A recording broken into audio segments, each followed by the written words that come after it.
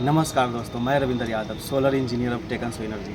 दोस्तों अभी हम धनबाद में हैं। धनबाद के ये जो मेन सिटी है, बस स्टैंड है, बस स्टैंड से थोड़े ही दूर पे ये कैप्सन रेस्टोरेंट है, उसी के ऊपर हम लोग सोलर प्लांट लगा रहे हैं। ये इस प्लांट में आपको क्या क्या दिखाने वाले हैं। पहला कि ये जो लूम सोलर का 550 वाट वाला शार्क मॉड्यूल है, ये हम लोग इंस्टॉल कर रहे हैं। ये पैनल हम लोग क्यों दिए उसका भी कारण बताएंगे।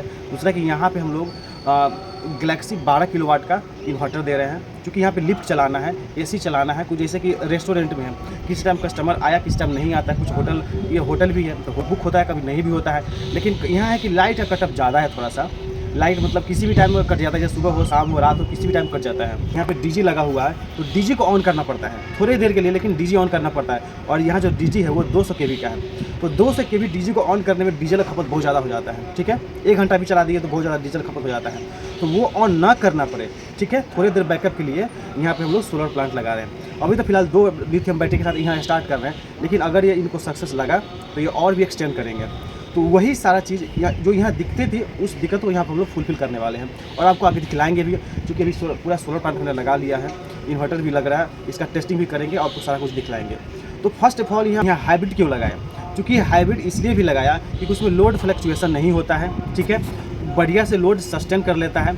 उसके बाद अगर किसी फेज में कम लोड है, किसी में ज़्यादा लोड है, वो भी सस्टेन कर लेता है, इजीली मेंटेन कर लेता है। और ये होटल है और रेस्टोरेंट है, होटल कम रेस्टोरेंट है, तो यहाँ पे किसी टाइम कोई रूम बुक होगा, कोई नहीं होगा, तो इस तरह से लोड अनबैलेंसिंग का खतरा यहाँ है। इसलिए भी ये गैलेक्सी 12 किलोवाट लगाए हैं। उसका लिफ्ट चलेगा, लिफ्ट एनी टाइम रन रहना चाहिए। लाइट कट होता है तो लिफ्ट का आना जाना बंद हो जाता है, तो उसके लिए भी ये ज़रूरी था। उसमें फ्लक्चुएसन नहीं चाहिए। एक टाइम के लिए भी अगर लाइट कटने के जस्ट बाद अगर थोड़ा सा फ्लक्चुएसन होगा तो लिफ्ट में जो आदमी होगा वो बंद पड़ जाएगा। तो वो फ्लक्चुएसन से बचने के लिए भी ये इन्वर्टर लगाया। ये इन्वर्टर क्यों लगाया ये बता रहे हैं। दूसरा कि यहाँ पे हम लोग जो लिथियम बैटरी लगाया है उसका भी बहुत बड़ा कारण है, क्योंकि हमें मेंटेनेंस के खतरा से बचना है, थोड़ा लॉन्ग लाइफ में जाना है। एक्सपेंसिव है लेकिन लॉन्ग लाइफ में जाना है, और जो मेंटेनेंस का खतरा है उससे बचना है। इन सारी बातों के लिए ये जो प्लांट है हम लोग लगाए हैं। तो पूरा वीडियो देखिएगा, आपको पूरा समझ में आएगा। इसका हमने वायरिंग कैसे किया है, ये प्लांट सिलेक्शन कैसे किया है, किस वजह से किया है, और क्या क्या यहाँ दिक्कतें थी उसको फुलफिल करने के लिए प्लांट लगा रहे हैं, ये जानना जरूरी है। सो मेरे चैनल पे आप नए हैं तो काइंडली मेरे चैनल को सब्सक्राइब कीजिए, बेल आइकन हिट कीजिए, और अगर आपको ये वीडियो पसंद आता है तो लाइक ज़रूर कीजिएगा। धन्यवाद। हमको एरिया दिया गया था, इस एरिया में हमें प्लांट इंस्टॉल करना था। क्योंकि आप आसपास में देख रहे हैं, यहाँ भी टावर, इसी छत पे वो बाजू में आपको टावर वो दिखाओ, वो टावर है। इधर साइड में ये वाला टावर है, ये वाला टावर है। उसके बाद ये पीछे में ये टावर है। मतलब इसके 3 एरिया में, तीनों कोने पे समझ लीजिए टावर है। तो इस टावर का छाया भी इस पर आने वाला है। और ये है अपना ईस्ट, ये हो गया अपना ईस्ट। यहाँ से सूर्योदय होता है और यहाँ से इस तरह से होते होते सूर्योदय यहाँ पे लास्ट में, यहाँ जाके ये जो टावर है यहाँ पे जाके इंड होता है। और इंड होने के चक्कर में लगभग 4 बजे के आसपास में इसका छाया इस एरिया में, इस पोर्शन में आ जाता है। तो हमारा जो शैडो फ्री एरिया था वो हमें सिलेक्शन करना था, क्योंकि और कोई एरिया है नहीं यहाँ पे, तो शैडो फ्री एरिया हमें सिलेक्शन करना था। तो ये जो पोर्शन आपको दिख रहा है, ये पोर्शन जो है और इतना परसेंट, और इसीलिए आपको दिख रहा होगा कि वो पोर्शन पूरा पकड़ लिया है। और ये पोर्शन हमने इतना पे कट कर दिया है, क्योंकि इतना पे ये शैडो आ जाता है। लगभग वही 4 बजे के आसपास में इस पर यहाँ पे शैडो आता है, इस पर नहीं जाता है, क्योंकि यहाँ तक आते आते वो सूर्यास्त हो जाता है, क्योंकि यहाँ से उगते उगते ऐसे सूर्यास्त हो जाता है। दूसरा बात कि यहाँ पे हम लोग स्लोप का मेंटेन तो करिए हैं कि कितना स्लोप पे हमें लगाना है, तो ये हमने 18 डिग्री पे लगाया हुआ है। दूसरा कि यहाँ पे एक चीज़ हमने और डेवलप किया है, जैसे कि मान लीजिए किसी जगह पे ऐसा होता है कि इसको एक दूसरे के, जैसे कि यहाँ 2 रो में सोलर प्लांट लगाया है, तो 2 रो के बीच में हमने कितना गैप दिया है, इतना गैप दिया है ताकि आदमी उसमें जा करके इजीली इसे मेंटेन कर सके, साफ़ सफाई कर सके। अगर कुछ इशू आता है तो जाके नट बोल्ट टाइट कर सके, मतलब उसमें आदमी इजीली इन हो सकता है। जैसे अब दिखाते हैं आपको, जैसे कि इधर आए इजीली यहाँ पे इन हो गए, यहाँ पे आके यहाँ से आराम से साफ़ सफाई कर सकते हैं। उसके बाद फिर से ऐसे मूव करके आराम से यहाँ साफ़ सफाई कर सकते हैं। उसके बाद बाहर भी जा सकते हैं, उधर से भी साफ़ सफाई कर सकते हैं। मतलब ये एक हमने इसमें डेवलप किया है, ताकि ये दोनों के बीच में गैप रहेगा तो एयर कट तो होगा ही साथ इसमें इजीली मेंटेनेंस भी कर सकते हैं। कोई नट बोल्ट लूज होता है उसको यहाँ से टाइट कर सकते हैं, इसमें चढ़ने की ज़रूरत नहीं। अब ये जो स्ट्रक्चर वो खाली दिख रहा है, तो अभी तो हमने यहाँ पे टोटल 18 पर मॉड्यूल लगाए हैं, मतलब कि 10 किलोवाट लगाए हैं। लेकिन इस पर और अगर सक्सेस होता है, जैसे कि मैंने पहले ही कहा, कस्टमर के मन में थोड़ा सा डाउट है, क्योंकि ऐसे ही सोलर प्लांट नया रहता है, किसी के लिए भी नया है। तो इनका कहना था कि हमें अभी इन्वर्टर जो है वो 12 किलोवाट ही लगाना है, चूँकि हमें एक्सटेंड करना है और हमें लिफ्ट भी चलाना है, क्योंकि 3 फेज में हमको गैलेक्सी चाहिए, तो 8 किलोवाट, 10 किलोवाट और 12 किलोवाट ही आता है। तो इसलिए हमने यहाँ 12 किलोवाट लगाया। और ये एरिया, ये जो देख रहे हैं स्ट्रक्चर खाली है, इसमें और भी सोलर प्लांट लगेगा और टोटल ये 15 किलोवाट का सोलर प्लांट लगेगा। थोड़ा जो इन्वर्टर है उसका जो वोल्टेज रेंज है 160 वोल्ट से 800 वोल्ट है। इट मीन्स कि अगर हम चाहे तो 16 मॉड्यूल का एक साथ स्ट्रिंग बना सकते हैं, मतलब कि सीरीज कर सकते हैं। लेकिन अगर जैसे कि इसमें हम 9 सोलर पैनल का सीरीज करके और यहाँ 2 स्ट्रिंग बनाया है, तो नीचे का 9 और ये 7 और ये 2 9, इस तरह से हमने पूरा स्ट्रिंग बना लिया है। जो हमारा वायरिंग है, हमारे काम में 2 चीज़ का फिनिशिंग आपको मिलेगा। एक तो स्ट्रक्चर डिजाइन का, एक पूरा कम्युनिकेट करके लगाते हैं कि हमारा डिज़ाइन किस तरह से होना चाहिए। दूसरा कि हमारा वायरिंग फिनिशिंग, कि हमारा कहीं से भी वायर लेंदी नहीं, देख रहे हैं जो भी वायर हम ले गए एकदम स्ट्रेट ले गए और फिर होते की लगते हुए हमारे वहाँ पे पूरा फाइनल फिनिशिंग के साथ पूरा वायरिंग करने गया है। जो भी हम लोग वायर जैसे PVC पाइप यूज़ करते हैं वो 2 mm का यूज़ करते हैं, जो हेवी वाला होता है थोड़ा लॉन्ग लाइफ में होता है। But before installation of solar वो एरिया सेलेक्ट करना होता है कि हमें उस एरिया पे ही लगाना है, अदर एरिया पे लगाएंगे तो ये खामियां आ सकता है। तो कस्टमर को ये कन्विंस करना होता है, उसके लिए हमने सहारा लिया। ये सामने जो छत है उस पर सोलर प्लांट पहले से लगा हुआ है, गवर्नमेंट बिल्डिंग है, तो उसके सहारे से हमने इनको समझाया और फिर हमने डिसाइड किया कि यह वो प्लेस है जहाँ पे हमें सोलर प्लांट लगाना है और ये उचित भी होगा। और देख रहे हैं कि यहाँ से हमें सोलर लिफ्ट करने में भी ईजी होगा। एंड ये तीनों तरफ से टावर जो दिख रहा है, ये टावर भी हमें डिस्टर्ब ना करे, ये भी देखना था। और फाइनली हमने जो सोलर प्लांट है इंस्टॉल कर दिया है और एक जो अगला स्ट्रिंग है उसे हमें अभी इंस्टॉल करना बाकी है, वो भी हम इस रात में इंस्टॉल कर ही लेंगे। और अगला जो पूरा स्ट्रिंग था वो पूरा रेडी हो गया है। और पिछला जो स्ट्रिंग हम लोग इंस्टॉल कर रहे हैं वो टोटली 9 फीट के डिस्टेंस पे, देख रहे हैं लाइट जला के हम लोग अभी इंस्टॉल कर रहे हैं। चूँकि अभी ठंडा का मौसम है, अभी कर लेंगे क्योंकि दिन में बहुत ज़्यादा गर्मी रहता है और फिर हमें इन्वर्टर इंस्टॉल करना है। तो अभी अर्ली मॉर्निंग में हम लोग इन्वर्टर को इंस्टॉल कर रहे हैं। और यहाँ पे हमें ध्यान देना है कि कस्टमर का जो रिकमेंडेड प्लेस है वहीं पे इंस्टॉल करना है, क्योंकि हम कुछ ऐसे मन से आता है, कुछ रीजन की वजह से हम लोग कस्टमर की बात को डिनाई भी करते हैं और हम लोग अपना सजेशन भी देते हैं कि हम यहाँ यही प्लेस लगा सकते हैं या यहाँ नहीं लगा सकते। जैसे कि इनका कहना था कि जो डीजीज वाला प्लेस है वहाँ पे लगा के देने के लिए, लेकिन अगर हम वहाँ पे इन्वर्टर लगाते तो जो सोलर वायर है वो बहुत ज़्यादा यूज होता और इसमें वोल्टेज का ड्रॉपेज भी होता। लेकिन यहाँ पे लगाए हैं तो यहाँ पे आपको दिखलाएंगे भी कि सोलर का ड्रॉपेज कितना कम आया है। बिल्कुल भी नहीं है, दोनों फेज बिल्कुल सेम टू सेम आया है। और इस तरीके से हमने यहाँ पे इन्वर्टर को इंस्टॉल कर लिया है। बैटरी स्टैंड भी इंस्टॉल कर लिया, बैटरी भी लगाएंगे लेकिन उस पर गंदगी ना पड़ जाए, इसलिए हमने बैटरी को बाद में सोचा कि लगाएंगे। अभी पहले AC/DC बॉक्स और जो भी वायरिंग वो कंप्लीट कर लेंगे, फिर बैटरी को उस पर रख करके उसका वायरिंग करेंगे, ठीक है। और अब चलते सोलर के पास। जो आप सेट देख रहे हैं, इस सेट पे हमने टोटल 16 सोलर मॉड्यूल लगाए हैं, जिसमें से 8 ऊपर में है, आपको दिखाई दे रहा है, और ये नीचे में 8 है। और इस दोनों के बीच में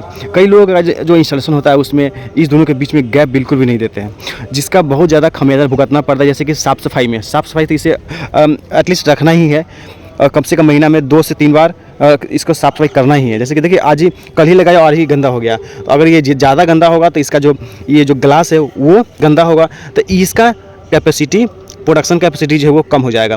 तो अगर प्रोडक्शन कैपेसिटी कम ना हो उसके लिए क्या करना होगा, इसे साफ़ सफाई करना होगा। यही जो गंदगी पड़ा हुआ है, ये अगर हम इसको 10 दिन के लिए छोड़ देंगे तो अभी तो इजीली ये रिमूव हो रहा है, लेकिन 10 दिन बाद ये थोड़ा इसको घसना पड़ेगा तब रिमूव होगा। इसलिए इसको महीना में कम से कम 3 बार साफ़ सफाई करना जरूरी है।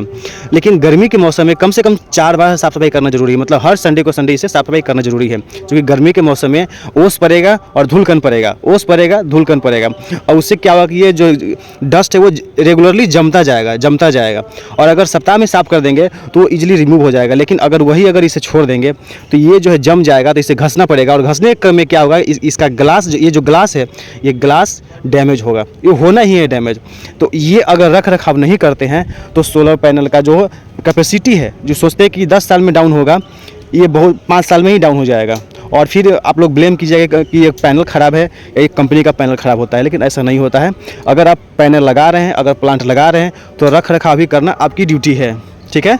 जिस तरह से आप पैक करते हैं, पैक करके प्लांट लगाते हैं, उसी तरह से इसका रख रखाव करना भी आपकी ड्यूटी है। और अगर आप नहीं कर पाते हैं तो फिर आप किसी को हायर कीजिए, इसे रख रखाव कर सके, क्योंकि इतना महंगा प्लांट लगता है तो इसका रख रखाव करना भी ज़रूरी है। नहीं तो ये डैमेज हो जाएगा और बहुत जल्दी ख़राब हो जाएगा। चाहे किसी भी कंपनी का ले, किसी भी प्रीमियम क्वालिटी का सामान क्यों ना लगा ले, लेकिन रख रखाव नहीं कीजिएगा तो ख़राब होना ही है, ठीक है।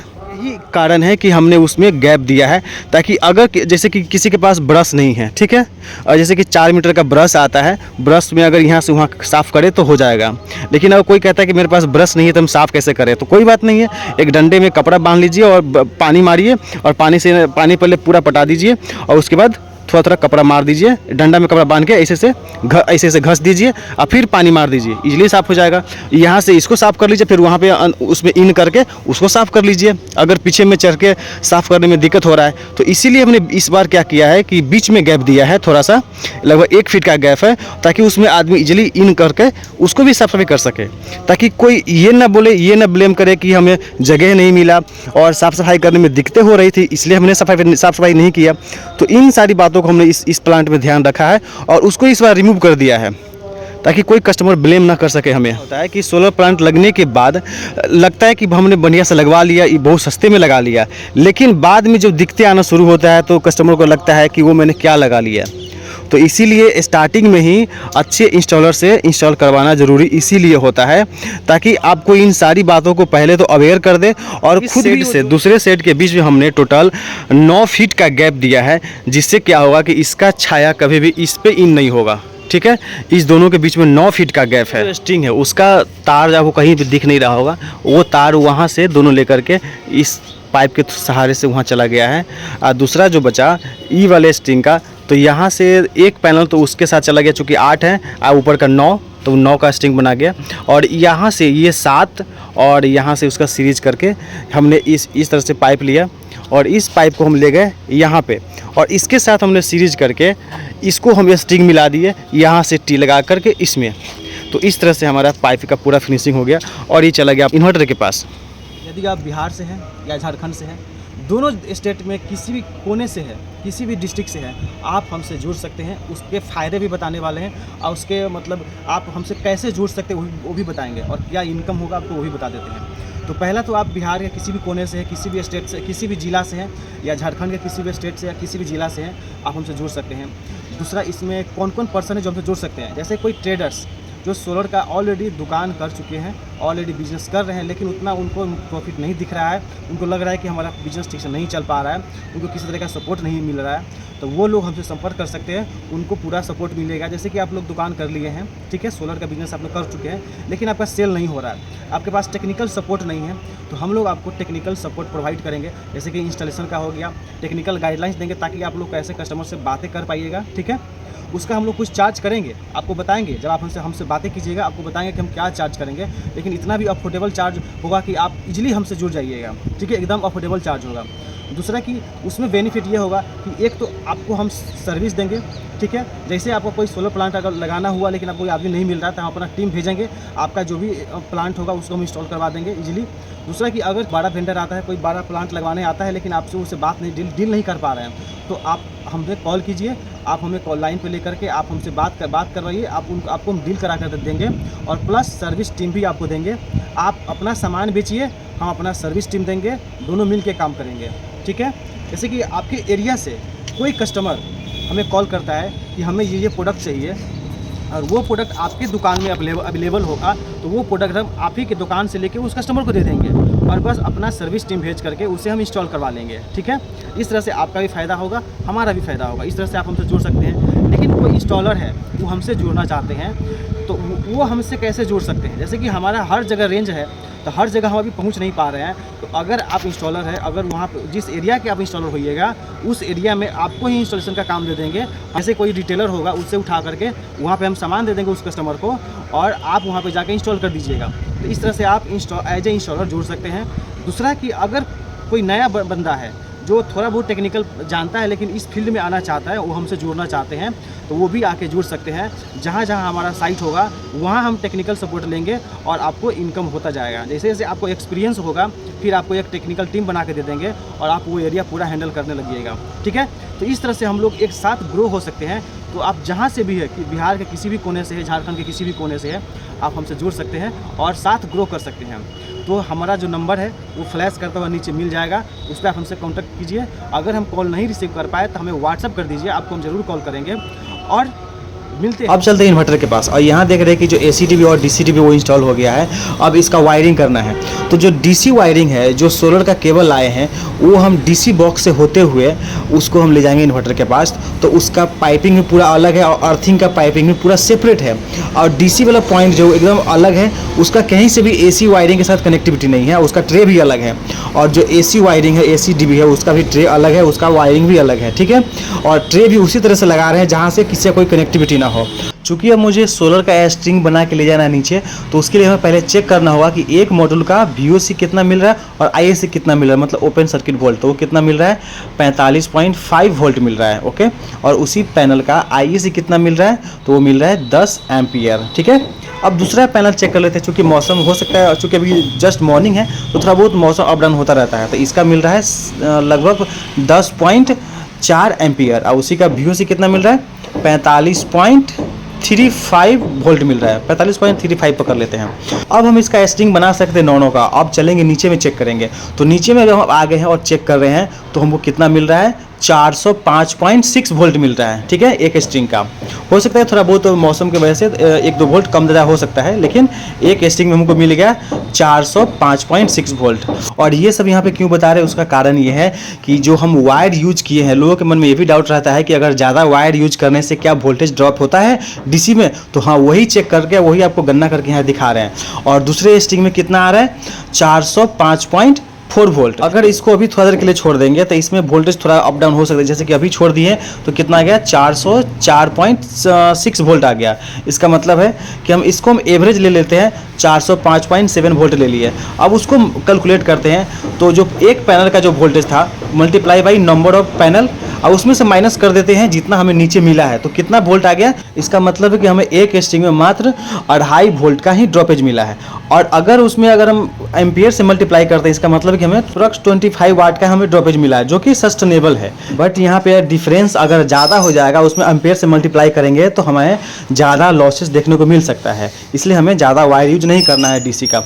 और यहाँ देख रहे हैं कि हमारा अब पूरा वायरिंग जो है DC वाला वो कंप्लीट हो गया है। अब हमें वायरिंग करना है AC का। AC वायरिंग मीन्स हमें अब इन्वर्टर को इनपुट देना है और आउटपुट लेके जाना है। उसके लिए कस्टमर ने रिकमेंड किया है कि हमें अभी मोटा वायर यूज करना है और ये वायरिंग वो खुद करवा रहे हैं। और यहाँ पे सिविल वर्क भी हमारा कंप्लीट लगभग होने ही वाला है। और सिविल वर्क का जो हमने पैमाना दिया वो है 1 बाई 1.5 फीट हाइट, ठीक है, 1 बाई लंबाई चौड़ाई और 1.5 फीट हाइट का यहाँ पे सिविल वर्क भी करवा रहे हैं। क्योंकि यहाँ पे फास्टनट वर्क हुआ है तो हो सकता है कि छत थोड़ा वो डैमेज हुआ होगा, तो सिविल वर्क हो जाने से वो भरपाई भी हो जाता है। और सिविल वर्क में ध्यान रखना है कि जब भी हम लोग सिविल वर्क करें तो इस तरह से थोड़ा थोड़ा छत को गड्ढे मारना जरूरी है, जिससे क्या होगा कि जो बालू सीमेंट गिट्टी जो है छत के साथ अच्छे से पकड़ बना लेगा। नेक्स्ट है बैटरी इंस्टॉलेशन।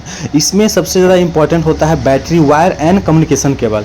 चूँकि बैटरी वायर कंपनी की तरफ से मिसिंग हो गया था, तो जो मेरे पास वायर था पॉलीकैप का 35 mm वाला, वो इसमें यूज कर रहे हैं और उसमें लग लगा रहे हैं। देख रहे हैं हम लोग जैसे कुश्ती खेल रहे हैं उस तरह से यहाँ पे इसका लग लगा रहे हैं, क्योंकि थोड़ा हेवी होता है इसके वजह से भी।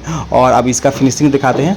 देखिए कितना अच्छे से पकड़ लिया है। इसमें आप बस टेप लगाएंगे, जो जिस कलर का जो प्लस माइनस बनाना है वो बना करके इसमें इसको हैंग कर लेंगे। इस बैटरी की बात करें तो ये 6000 लाइफ साइकिल एंड 10 साल वारंटी में आता है।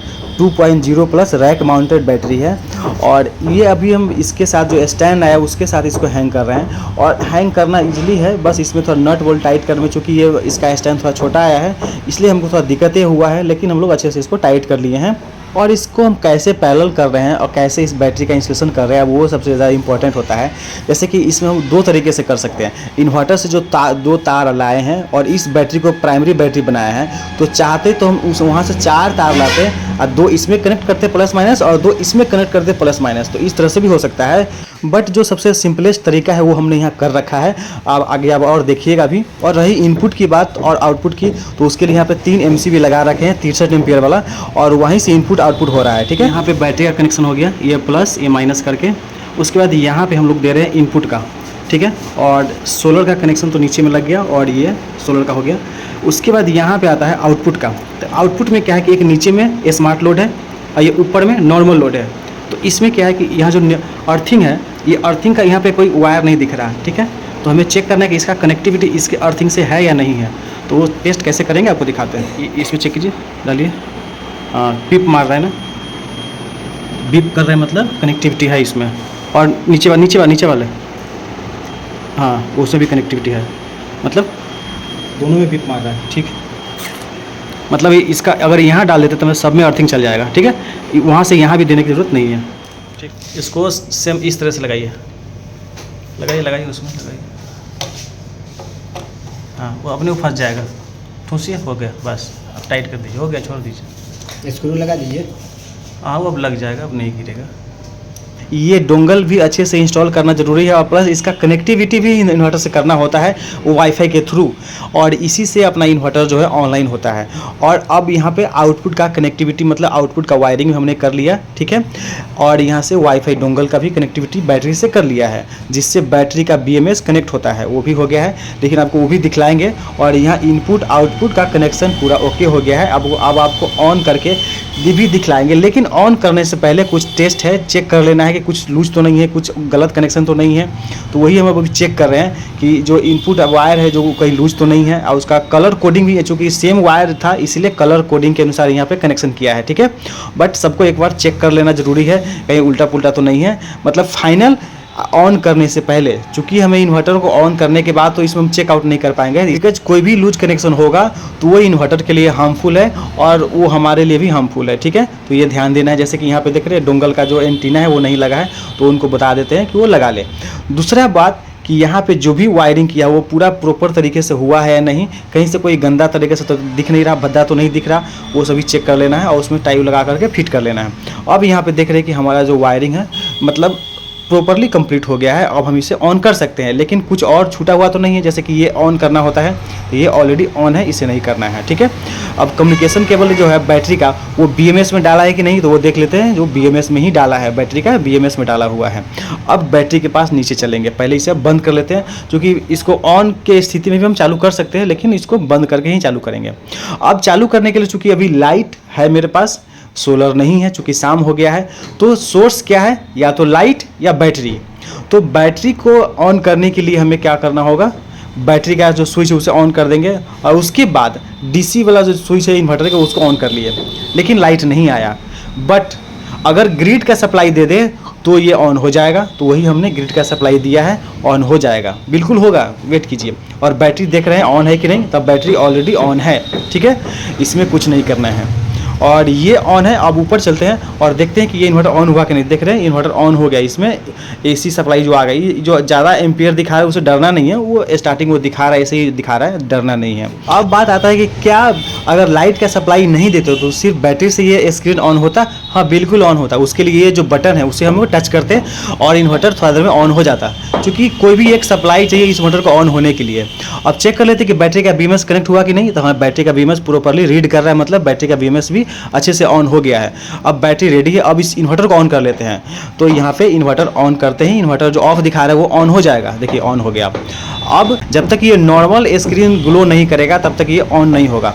लेकिन यहाँ पे भी सब कुछ चेक कर लेते हैं कि ग्रिड का वोल्टेज जो है वो कितना है, क्या क्या है, सब कुछ चेक कर लेते हैं प्रॉपर्ली।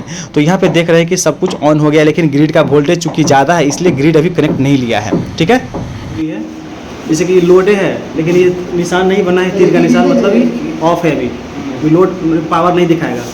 उसी तरह से इसका है, इसमें देख रहे वोल्टेज तो आ गया है लेकिन एम्पियर नहीं दिखाएगा अभी। अब देखिए कट बजा अंदर में, ये ऑन हो गया, नॉर्मली ऑन हो गया, मतलब इन्वर्टर रेडी हुआ अंदर से। प्लांट है वो रेडी हो गया है। इस पर हमने लिफ्ट, उसके अलावा जो लाइट बल्ब है वो पूरा फैन है वो सब चला के इनको मैंने दिखला दिया है।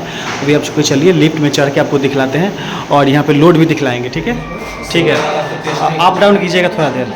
अभी जो वहाँ लिफ्ट चला रहा है तो कितना पावर ले रहा है यहाँ पे दिखाएगा। ठीक है सर, रुक गया। हाँ अभी रुका होगा, नीचे पहुँच गया होगा। और जब स्टेबल रहता है तो मैं देख रहे 200 वाट ले रहा है। हाँ ठीक है, 100 वाट में आ जाता है। बस इतनी ही है। अब बढ़ रहा है, क्लोज किया, अभी क्लोज किया, उसमें ऊपर आ रहा है, मतलब फिर कहीं रोक दिया, ज़्यादा पावर नहीं ले पा रहा है। हाँ ठीक है, 3000 तक जाता है लिफ्ट में पूरा अगर आदमी चढ़े तो। हाँ पूरा मतलब हाँ जो भी उसी आसपास है। हाँ हाँ, कितना HP का मोटर लगा इसमें? 3 है 4 कुछ ऐसे, 3.5 3 HP का होगा ना? हाँ, तो 2 किलोवाट ही लेगा। ठीक है। हाँ वो दिखाइए इसमें हाँ, क्या दिख रहा है? ये देखिए, ये सर बैटरी का है। अभी बैटरी जो है कैसे 47%। वहाँ पहुँचे पहले? हाँ आइए सर, वहाँ। देखिए ये बैटरी का निशान दिया हुआ है, हाँ। मतलब इसमें बैटरी का इन्फॉर्मेशन है। हाँ ये सोलर का निशान दिया है, मतलब इसमें सोलर का इन्फॉर्मेशन रहेगा। हाँ यहाँ पे घर का निशान है, मतलब यहाँ लोड का इन्फॉर्मेशन रहेगा। हाँ यहाँ पे देख रहे हैं, दिखा रहा है लाइट का इन्फॉर्मेशन, ग्रिड का है, ठीक है, टावर बना हुआ है, हाँ हाँ तो ग्रिड का इन्फॉर्मेशन इसमें रहेगा। हाँ, तो अगर बैटरी चेक करना है कि कितना % क्या है, उसको क्लिक तो किए। इस पर क्लिक करेंगे। उसके बाद देख रहे हैं कि SOC, मतलब इतना % आपका बैटरी अभी चार्ज है, इतना आप यूज कर सकते हैं। अभी यूज कितना हो रहा है, 6 एम्पियर से बैटरी आपका यूज हो रहा है, ठीक है। ठीक है। अभी बैटरी से कितना पावर निकल रहा है वो नीचे पावर दिखा रहा है, ठीक है। बैटरी चार्ज हो रहा है कि नहीं हो रहा है किसी को? हाँ, अगर चार्ज होगा तो ये अभी 2 खूंटी है, ये आगे बढ़ता जाएगा, ठीक है। तो ब्लिंक का ही नहीं कर रहा है, चार्ज हो रहा है कि नहीं, नहीं हो रहा है, कैसे पता चलेगा? नहीं, ये ब्लिंक नहीं करेगा। ब्लिंक मतलब ये रन है, चार्ज हो बस रहा है वो कि नहीं हो रहा है, दिखाएगा। कैसे पता चलेगा? चूंकि लाइट का वोल्टेज हाई की वजह से नहीं ले रहा था, डीजे ऑन करवाए हैं, देखिए चार्ज ले रहा है, तो ये प्लस भी दिखा रहा है।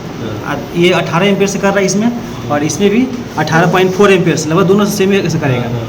आज जब जैसे कि वो कट करेंगे वहाँ से, देखिएगा ये 0 हो जाएगा, कट गया, देखिए सर माइनस में आ गया, चूँकि डिस्चार्जिंग होगा ना। ग्रिड बंद हो गया। हाँ, ग्रिड बंद हुआ, ज़्यादा है। हाँ हाँ, देखिए सर यहाँ माइनस हो गया, इसी से समझ में आ सकता है। इसी से लेगा। जितना एम्पियर का माइनस होगा, मतलब उतना डिस्चार्जिंग हो रहा है सर। तो कोई भी एक बटन टच करके बस छोड़ देना है, देख लेना है, ठीक है सर। लिफ्ट चलता है तो लिफ्ट का लोड जो है कभी कभी ज़्यादा हो जाता है, अगर उस पर कुछ और लोड चल रहा है पहले से, और उसके साथ अगर लिफ्ट का लोड डालते हैं तो लगभग 3 किलोवाट का चल जाता है, जैसा कि आपने अभी देखा। और यहाँ हमारा सारा कनेक्शन ओके हो गया है। अभी चूँकि ग्रिड का वोल्टेज थोड़ा ज़्यादा है, देख रहे हैं 268 है, 265 है और 263 है।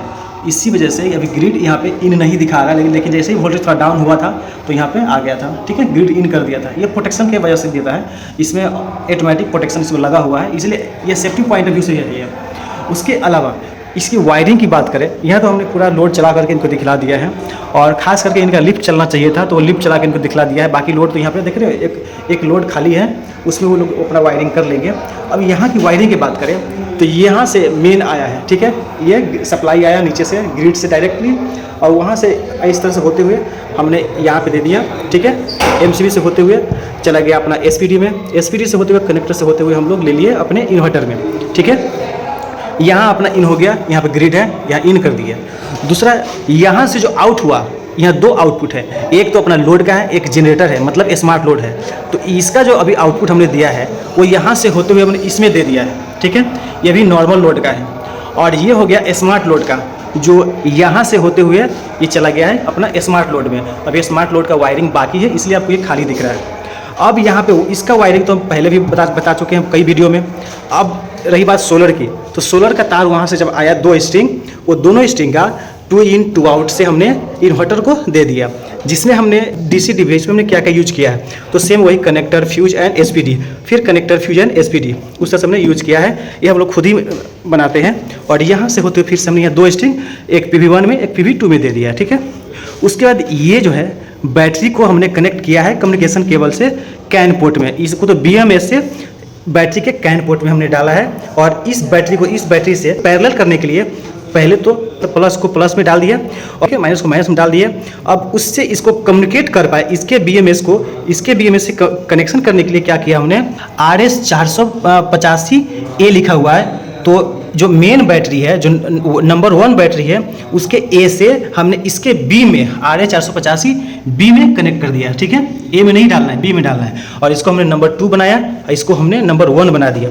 और यहाँ से हमने बैटरी को कनेक्ट, और इस बैटरी जो नंबर 1 बैटरी है इसको हमने कनेक्ट कर दिया इन्वर्टर में, BMS में।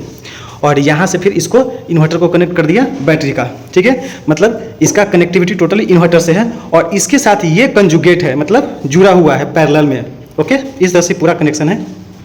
अब थोड़ा बात कर लेते हैं इस इन्वर्टर के बारे में कि इस इन्वर्टर का कैपेसिटी क्या है, इसके कैपेसिटी के बारे में जान लेते हैं। तो ये तो पहली बात कि 48 वोल्ट का 12 किलोवाट का इन्वर्टर है, ठीक है, गैलेक्सी 6G। सोलर का कनेक्टिविटी है वो कितना किलोवाट का कर सकते हैं, तो वो लगभग हम लोग 13 से 13.5 किलोवाट तक का हम लोग कनेक्टिविटी में डाल सकते हैं। और उसका जो रेंज दिया है VOC रेंज, वो कितना है, 160 वोल्ट से 800 वोल्ट तक है, ठीक है। उतना तक हम इसमें कनेक्ट कर सकते हैं। लेकिन अगर हम चाहें कि हम मैक्सिमम कितना सोलर लगा सकते हैं, इस पर कितना ज़्यादा सोलर लगा सकते हैं, तो वो कितना हम लगा सकते हैं, 15.5 किलोवाट का भी सोलर हम इसमें लगा सकते हैं, इसमें कोई दिक्कत नहीं है। ठीक है, कि मैक्सिमम AC आउटपुट कितना ले सकते हैं, 13,200 वाट ले सकते हैं, और उसका मतलब लगभग 13 किलोवाट तक का इसमें हम लोग लोड चला सकते हैं, उसमें कोई दिक्कत नहीं होगा। और बैटरी से कितना डिस्चार्जिंग ले सकते हैं, 12 किलोवाट का, टोटली 12 किलोवाट का हम बैटरी से डिस्चार्जिंग ले सकते हैं। और ये इन्वर्टर भी 0.8 लैगिंग पावर फैक्टर में आता है। ठीक है, इसका भी लोड पावर फैक्टर कितना आता है, 0.8 आता है। पीक आउटपुट पावर वो कितना है, 24 किलोवाट, कितना सेकंड के लिए, 10 सेकंड के लिए। अगर मतलब कि जर्क पावर जो है, अगर कुछ सेकंड के लिए लोड हमको अगर ज़्यादा देना होता है, जैसे कुछ ऑन करना है लेकिन उसका जर्क पावर ज़्यादा है, तो वो कितना सस्टेन कर सकता है, 24 किलोवाट तक का जो लोड है वो इस पर जर्क पावर दे सकते हैं। 24 के बारे में हम बहुत सारे वीडियो बता चुके हैं, आप मेरा पिछले वीडियो भी जाके देख सकते हैं, क्योंकि अगर हर चीज़ बताने जाएंगे तो बहुत ज़्यादा लंबा हो जाएगा वीडियो, इस वजह से नहीं बता पा रहे हैं। ठीक है, ये जो हमने डिज़ाइन बनाया है, ये डिज़ाइन आपको कैसा लगा हमें कमेंट करके ज़रूर बताइएगा। चूँकि यहाँ पे एक चीज़ आपने नोटिस नहीं किया, जो सोलर का जो तार है वो डायरेक्टली हमने दिया है इन्वर्टर में। ठीक है, और उसके साथ जो दूसरा पाइप है उसके साथ अर्थिंग आया हुआ है, और वो भी ये इसी तरह से एक अर्थिंग तो गया अपना SPD में DC के, और एक अर्थिंग यहाँ से चला गया अपने SCDB का SPD है उसके अर्थिंग में गया, और वहाँ से भी कॉमन होके चला गया है इन्वर्टर में। ठीक है, तो ये इस पाइप में पूरा DC वायर ही है, और यहाँ से जो ये पाइप है इसमें क्या है पता है, बैटरी के साथ जो DC केबल आया हुआ है सोलर का वो है, उसके अलावा कुछ भी नहीं है इसके साथ, इस ट्रे में कुछ नहीं है। उसके बाद अगला जो ट्रे है उसमें इनपुट है, ठीक है, और आउटपुट है, उसके अलावा कुछ नहीं है। मतलब हर ट्रे सेपरेट है, मतलब किसी से किसी का कनेक्टिविटी नहीं है। अगर किसी में कुछ फॉल्ट आता भी है तो सिर्फ उसी में आएगा, दूसरे के साथ नहीं होगा। और थोड़ा देख रहे हैं सबका अलग अलग पॉइंट भी दिया है, और सेफ्टी पॉइंट ऑफ व्यू से हर चीज़ का अलग अलग देख रहे हैं MCB दिया है, थोड़ा सेपरेट करके दिया है। और यहाँ तो MCB लगा ही है, देख रहे हैं इनपुट में ही यहाँ पे डबल प्रोटेक्शन दे दिया। उसके बाद ये नीचे से भी प्रोटेक्शन होके ही आया है, और जो आउटपुट है उसका प्रोटेक्शन यहाँ तो है ही, और फिर नीचे जो बॉक्स में गया है वहाँ भी है प्रोटेक्शन। ठीक है, और ये फ्रेम आपको कैसा लगा हमें कमेंट करके ज़रूर बताइएगा, और यदि वीडियो पसंद आता है तो लाइक ज़रूर कीजिएगा इस वीडियो को। दोस्तों अभी ये लिफ्ट है, अभी रात हो गया है, लाइट ऐसे भी उसमें नहीं है, और देखिए लिफ्ट को हमने उस पर जोड़ रखा है, देखते हैं ऑन होता है कि नहीं होता है।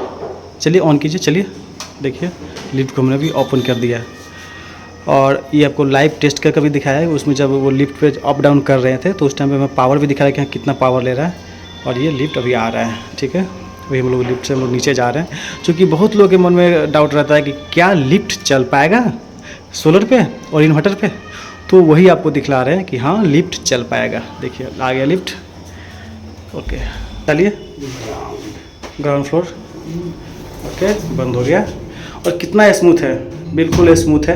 एंड फ्रेंड्स अभी लाइट कटा हुआ है, तो लाइट पे ऑपरेटेड नहीं है, ये बैटरी पे है, उसी लिथियम बैटरी पे, और एकदम स्मूथ चल रहा है।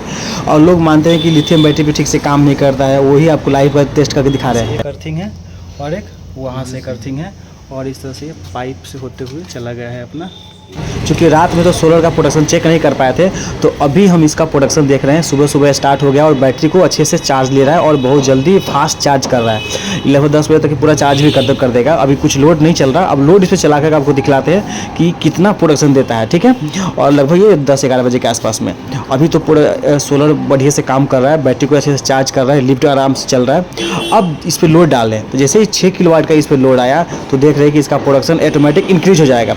क्योंकि इसमें एक चीज़ है, चूँकि सोलर जो है हमेशा सेकेंडरी सोर्स है, तो जब भी इसमें लोड अप डाउन होगा तो या तो बैटरी से लेगा या ग्रिड से लेगा, और फिर धीरे धीरे सोलर पे शिफ्ट हो जाएगा। ठीक है, और यहाँ पे जब भी लोड अप डाउन होगा तो ग्रिड और बैटरी को मिक्सिंग करते हुए अप डाउन करेगा। आज जब जैसे कि अभी बैटरी डिस्चार्ज हो गया था तो देख रहे हैं कि बैटरी को चार्ज कर रहा है, और जो लोड चल रहा है वो सारा प्रोडक्शन कहाँ से आ रहा है, सब सोलर से आ रहा है। फ्रेंड्स अभी तक हमारे चैनल पे आप नए हैं तो काइंडली मेरे चैनल को सब्सक्राइब कर लीजिए, बेल आइकन हिट कर लीजिए, और ये नंबर जो फ्लैश कर रहा है इस नंबर पर आप हमसे संपर्क कर सकते हैं इंस्टॉल करवाने के लिए या हमसे जुड़ने के लिए। यदि इस वीडियो में आपको कुछ लगता है कि कुछ त्रुटि है वो भी हमें कमेंट करके जरूर बताइए। यदि पसंद आता है तो इसे लाइक भी जरूर कीजिए और इसे शेयर करते चलिए।